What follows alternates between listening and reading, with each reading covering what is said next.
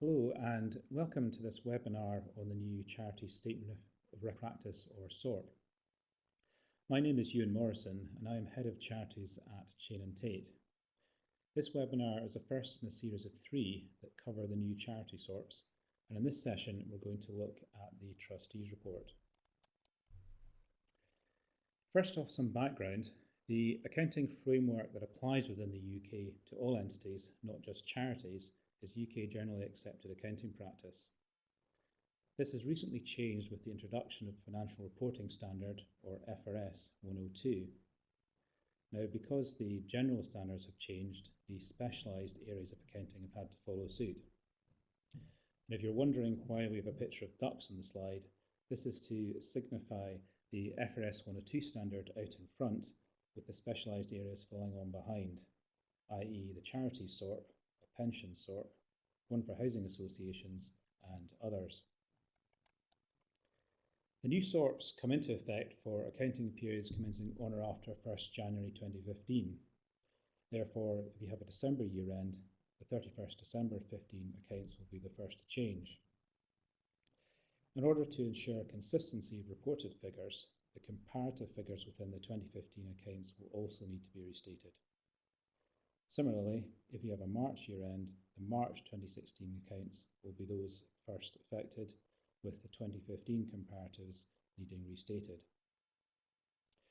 You might have heard about something called the transition date. This is the first day of the comparative period, and it's quite important because if you have to recalculate balances as a result of different accounting treatments under the new SORP, it's from this date that they will change. Therefore, for a December year end, the transition date would be 1st of January 2014.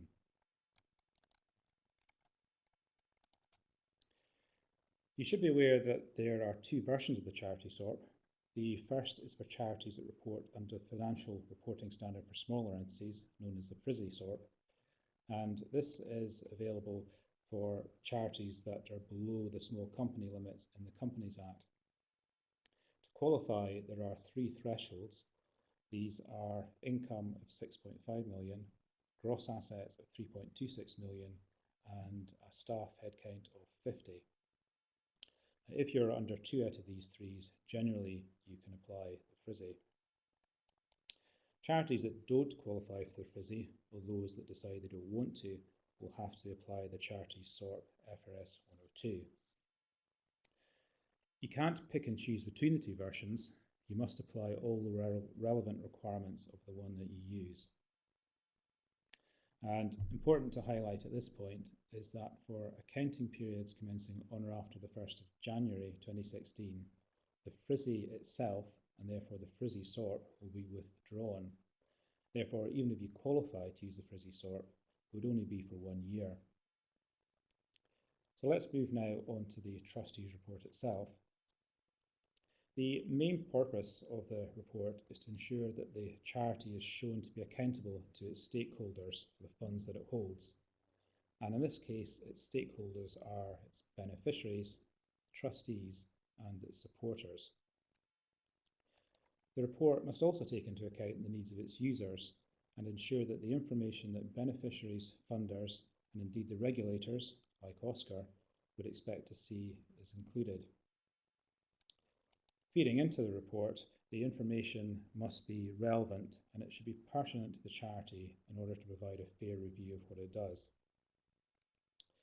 Now, just as an aside at this point, it's important to remember that for charities that are companies limited by guarantee, there are extra requirements of the Companies Act in respect of directors' reports and something called a strategic report. In general, charities will have covered most of these requirements in their trustees' reports anyway, but I will mention more on the latter towards the end of this session. The level of information contained within the Trustees Report will vary from charity to charity, but the key is to provide a narrative to explain the figures set out later on in the financial statements and to put them into context with what the charity does. The report should clearly set out the objectives of the charity and how its activities and achievements in the year and plans for the future are aligned with what the charity is all about.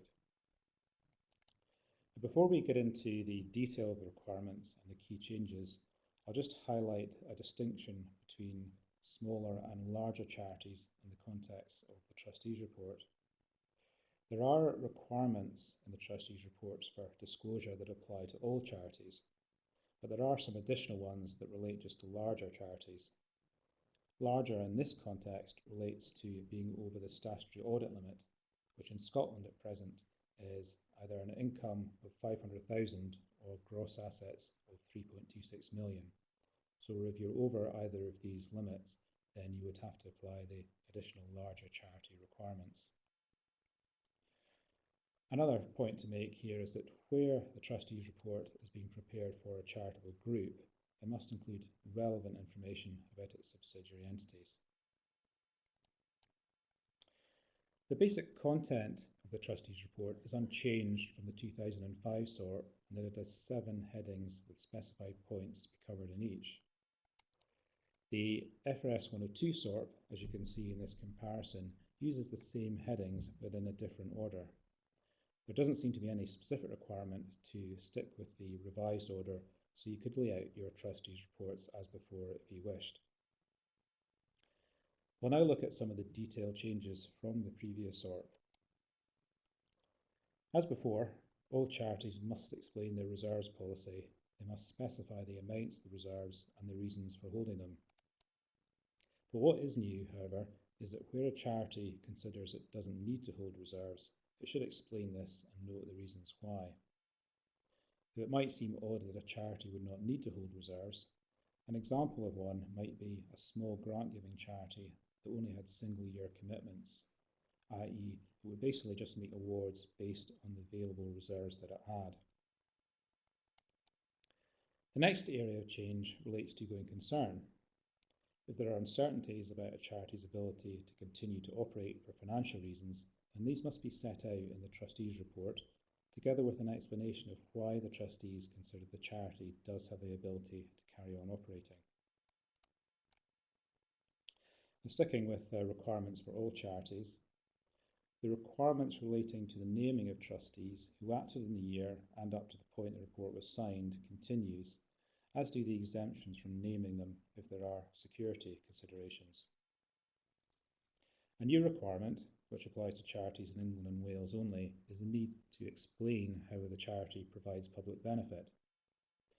While this is not a requirement of Scottish registered charities, this does provide a useful opportunity to demonstrate how the charity continues to meet the charity test, and is certainly something worth considering for those operating north of the border. We're moving now on to requirements for larger charities, and as before, where a charity has social investments, it must explain its policies for these, but where it has this category of programme-related investments, these must also now be explained in the Trustees Report. Examples of programme-related investments would be, for instance, a loan to a beneficiary or to another charity that would be in line with the charity's objectives. Where events during the year have had a significant impact on the charity's finances, these should also now be commented on specifically in the Trustees Report. It's likely this would have been done previously, but as an example, if a charity had a large one-off donation in the year or had to make redundancies, the financial effect of these must now be highlighted. Further new requirements of the SORP are to specifically identify the total of restricted reserves at the year end, although again most charities would already be doing this. Charities must now compare their actual reserves with their targeted reserves, and they should highlight how they intend to make up the difference between these figures as they go forward. This is a specific requirement now, but again it's one that good trustees reports would normally already include. Where you have a defined benefit pension scheme liability, charities will now need to make clear the impact that this has on their financial position within the Trustees Report. This actually presents a good opportunity for trustees to explain to readers of the accounts what the practical effect of a large actuarial deficit and the fluctuations arising from it are. So that's actually quite a helpful inclusion for from the new SORP. And again, carrying on with larger charities, there is a growing focus on risk in financial reporting, and charities have not escaped this. Where previously we had bland statements about risks being identified and assessed, larger charities must now set out the key risks and uncertainties that they face, together with how they plan to deal with them. So there is an extra layer of detail that will now have to be included in the Trustees Report.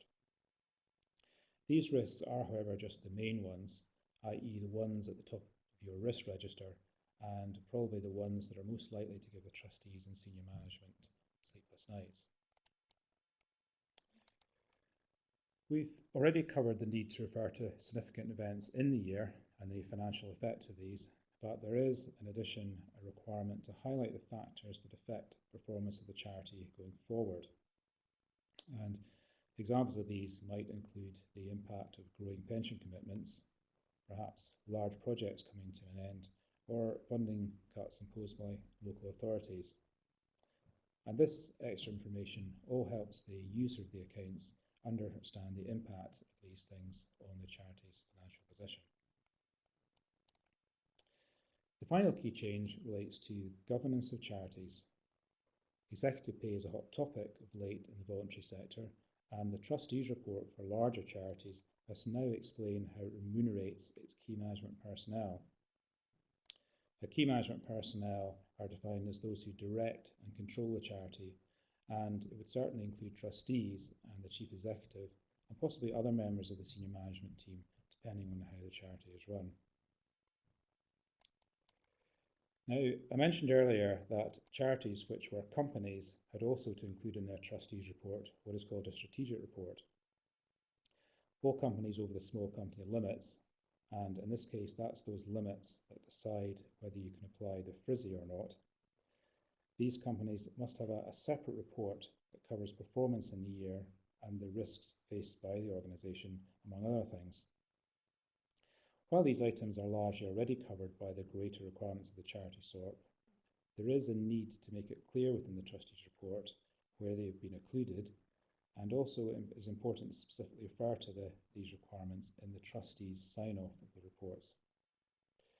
If you want further information, there is a very useful document that's referred to on the screen, and this is available from the Charity Commission.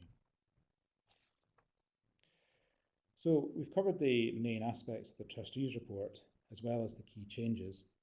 So what should you be thinking about now in advance of the new SORP implementation? Well, firstly, decide if you can, and indeed if you want to, use the FRISI version of the new SORP. But remember, of course, that the FRISI SORP is only available for 1 year, and then you have to move on to the FRS 102 version. Secondly, consider if you are smaller in the context of the requirements of the Trustees Report. If you're a larger charity, then you would have to include the additional requirements. But even if you're not, best practice would suggest that you do. And finally, make sure that the trustees are aware of the new items going into the report. Some of these, such as reporting on remuneration policies or key management personnel, and more details of risks faced with the charity, will require proper consideration. So it is important that the trustees understand these new items they will see in their report. For further information on the new SORPs, the SORP making body has a very good website which allows you to download copies of the SORPs. It also has useful help sheets, one of which shows the changes, the main changes from the old SORP to the new SORP, and it also helpfully has example accounts which recently now include some Scottish charity versions. Chiene and Tait will, of course, be very happy to help you with your transition to FRS 102 and all the work that's required for that. Well, I hope you found this webinar helpful, and I'll just highlight the remaining 2 in our series of 3. The next will cover the Statement of Financial Activities and related accounting treatments, and the final one will deal with the balance sheet and related notes, and these will be released in the near future.